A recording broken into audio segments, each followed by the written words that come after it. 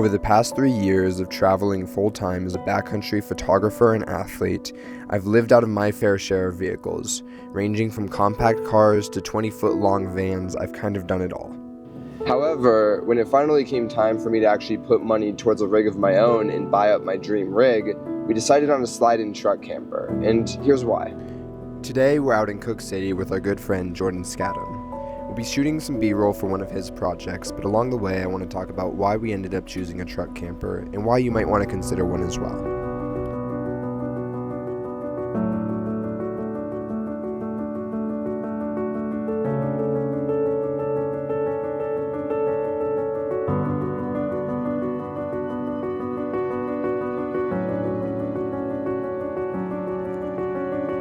While vans have been blowing up in popularity, if you ignore the trends, there are a ton of options to travel and live full-time on the road, from raised platforms in the back of truck beds to inflatable backseat mattresses, truck campers, rooftop tents, and all the way to $500,000 earth roamers. And that's all before considering the traditional RV scene. If I made a video just about the many different options and all of the different pros and cons, this would be a multi-hour long documentary. I'm going to talk about a couple of the different options that we considered along the way and why this ended up being the best option for us. Thank you. I'm okay.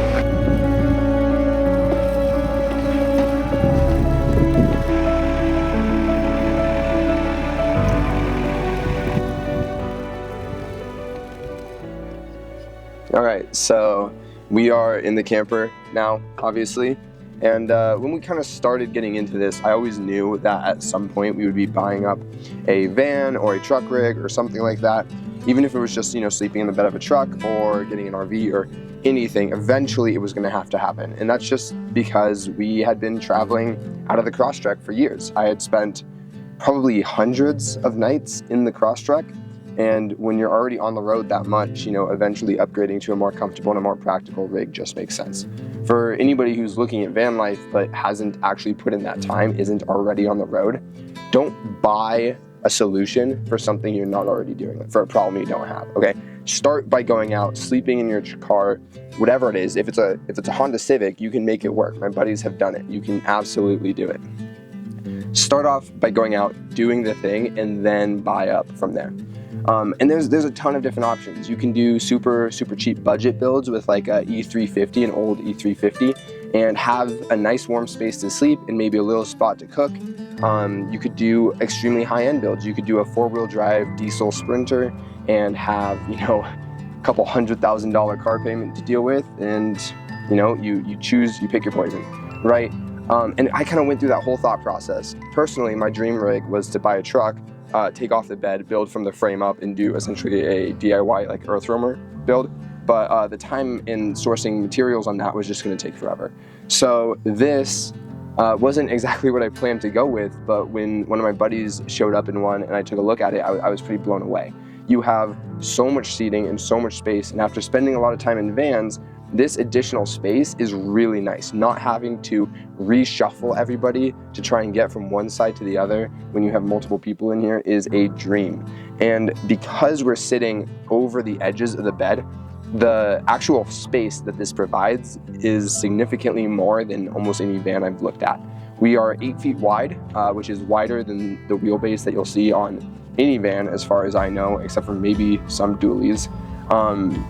And so you have a ton of space. We have a almost 3-foot wide walkway that's about 8 feet long, a full-size queen bed, and an absurd amount of storage, plus storage underneath the floor. So this ended up being an extremely spacious option, and you would think for all of that it would be far more expensive, but this is a 2008 Northern Light on a 2011 F350 diesel, and fully kitted out Lariat FX4, and all of this came in cheaper than a couple of our buddies' van builds. Because I watched for months on the used market for exactly what I was looking for, this whole setup ended up being cheaper, larger, and in the end having more commodities than almost any van build that I've seen. Plus, at the end of the day, I also have an incredible truck that I can take, drive separate, use as a work vehicle, off-road, whatever I want to do, and it's a solid chassis and platform that I can build on separate from this, and if I ever want to update one part of it, I can either update the camper or the truck separately. So if the truck completely goes kaput, I can take this thing off, pop it on another truck, and I'll be just fine. And so there's a ton of different benefits that I really like about this thing. But enough talk, let's actually, I'll show you around.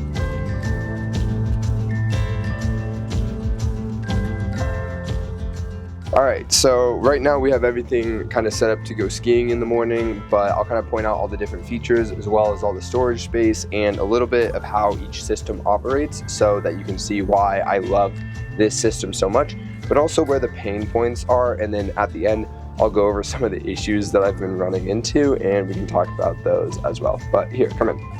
So one of the coolest things that we have is we have a full wet bath. In almost any van build, bathroom is either something that you completely sacrifice or you're doing a dry toilet or something like that. Because this is a purpose-built RV technically, we have a full wet bath, meaning that we have a hot shower, a full black tank, and we also have a sink in here as well. So you can take full hot showers in here each morning if you want to. And because we have a black tank, we can park in some lots that you can't if you have like a hermetic, I think that's what it's called, toilet or something like that. Some places will require that you actually have a black tank so that they know that you're not going to be pissing in the snowbank or anything like that. And right now, since we've been skiing a lot, it's also a really nice place to store any wet gear. So when we come back in, all of our wet gear gets hung up in here, and then it immediately just drains straight into our gray tank, and that way we don't have to worry about wetness getting into the floor, the walls, or anything like that by hanging it up in here. A couple other really nice things that we have in here is we have obviously a full furnace. A lot of vehicles run their furnace either off diesel, which we would have to tap into our tank, or off gas if you have like a gas vehicle and you tap the tank via that. Everything in this is propane, making it almost completely separate from the vehicle. Unfortunately, that does mean that you have propane tanks to swap out during the summer. You don't have to do that very often, but during the winter, when you're running heat almost constantly, it is like a constant point of contention. I also have a full closet right here, which I'll show you guys in a second angle, but that is kind of where we're storing all of our jackets, backpacks. I also have a 2000 watt inverter to power all of the outlets and our solar charge controller in there.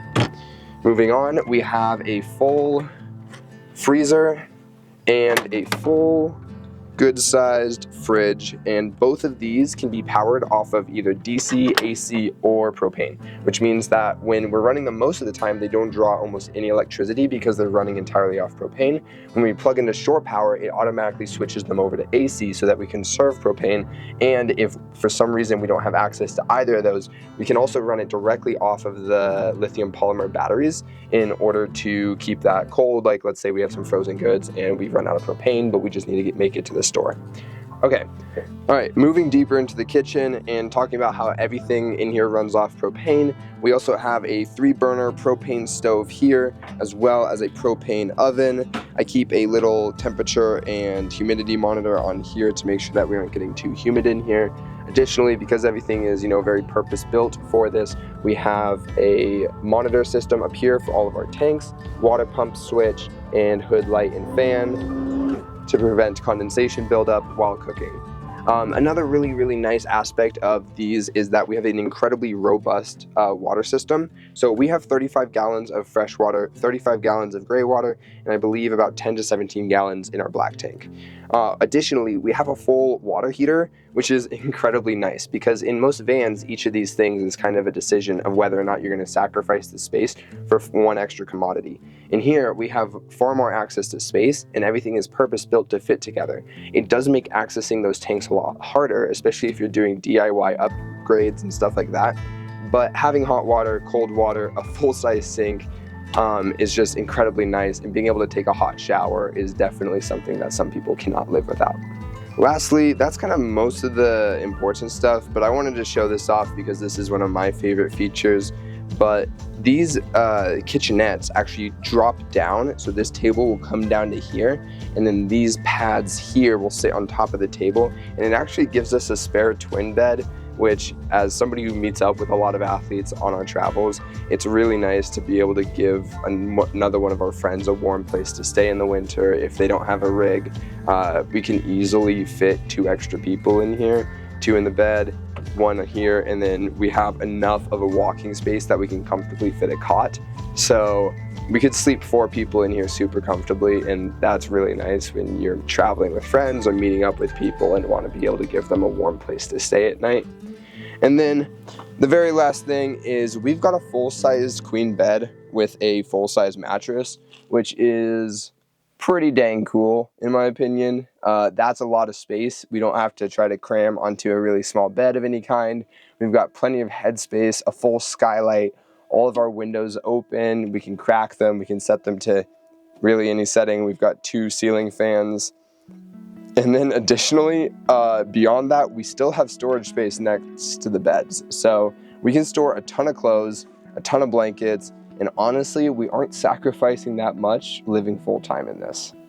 So if you can't tell, I'm pretty stoked on our rig. All right, this has been multiple years in the making of weighing different options, the pros and cons, the prices, space, discreetness versus something that's super obvious.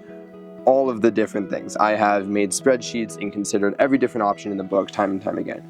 I have gone through phases of all I want is a lifted van to all I want is a tiny SUV. And it's been a roller coaster, right? But this is kind of where we personally landed as what's optimal for us. And there's a lot of things that I'm going to continue talking about that I love about it. Like I love that I have locking differentials, 4-wheel drive, 4 high, 4 low, and I love that I have 2 rows of seating inside the vehicle. I love that the spaces are separate. There's a lot of things that I personally love about this setup. But I also want to be transparent about some of the complications that come with this, because I'm just not one of those people who's going to tell you that van life, or in this case, truck campers, are for everyone, because that's just not the case. Nothing like this is as simple as it looks on social media. And there is this massive illusion around simplicity and minimalism in the van life and traveling on the road. But it's not real, all right? These things are complicated, all right? If you build out a van, it can take years. It could take, it could take 2 years just to get the floor in. It could take as long as you need to learn, right? And these things are complicated. This personally has just as many challenges. It is in no way an easier solution. There is everything from balancing the truck, figuring out the right truck, upgrading the truck, putting in airbags, stuff like that. That is a massive nuisance. On top of that, as Jordan pointed out to me early on, oftentimes building things from the ground up is going to be a little bit easier than trying to modify somebody else's work. And in this case, this camper is a finished product. All right, when it was delivered, it was not delivered with the intent to be taken apart. In order to upgrade the electrical system and fix water issues and stuff, just in the little time that I've had it, I've had to do a lot of work to take it apart. And that is very difficult when you are working with a finished product that you don't know how it goes together. And there's incredible communities out there. But a couple of the things that I've had to work on so far with it that required me to completely learn new skills that I did not have previously and took a lot of time from research to actual execution is everything from fiberglass repair to doing gel coat on top of that fiberglass repair. I've had to learn how to work with outdated plumbing systems, since this uses a weird different combination of a couple parts that are no longer made. I've had to do a bit of propane work, which is really difficult and at times a little bit scary and intimidating. Like a month in, I realized that one of our tie-down points where it connects to the truck was rotting out, and I had to remove part of the wooden subframe in this, and all of that was just because a little bit of caulk had worn off over the years. So with anything like this, there are going to be a lot of challenges. And when you don't build it up from the ground up, there are new challenges that come with that. So those are just some of the things that I would at least be aware of. The other things that people talk about a lot, especially with female solo travelers, is the comfort of being able to go from your driver's seat to the back without getting under the vehicle. Personally, not a huge concern for me, and I actually really like having the vehicle space being a completely separate space from my living quarters, because I don't want things like bananas bouncing around behind my head when I'm driving. That makes me uncomfortable. I don't like hearing all the noise and the rattle and stuff, and I like having an enclosed space. But it is a massive nuisance sometimes to go back and forth to grab bags from the truck and back to the camper, and from the camper into the truck, and so on and so forth. And with a van, there's a level of simplicity of, okay, I can pull up, turn around, go to sleep without ever leaving my vehicle. That is really nice. So at the end of the day, it really is up to you. And the biggest thing that I would say, and the biggest thing that helped me make this decision, was actually going out and looking at them. I helped my buddy work on his van when he was building it. I have seen another one that my buddy's building that's a completely different direction than what he did. And I went out and looked at a lot of different truck campers, from the ones that my buddies own to just visiting ones on Facebook Marketplace, before I eventually found the one that was right for me and was able to essentially put together my dream setup. And so that's where we are. It's getting pretty late and I need to go shoot skiing in the morning. So I'm gonna take off. This is our first video of winter. I'm gonna be doing a lot more of them, hopefully.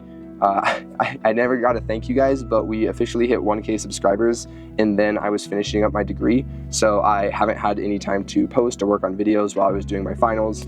But I am so incredibly thankful that we finally hit 1K. It was a milestone that when I was younger seemed completely impossible, and now we are at over 1,100, and that feels unreal to me. And I want to be able to produce the content that you guys look forward to and deserve, and so I'm going to be working on that full time this winter, essentially.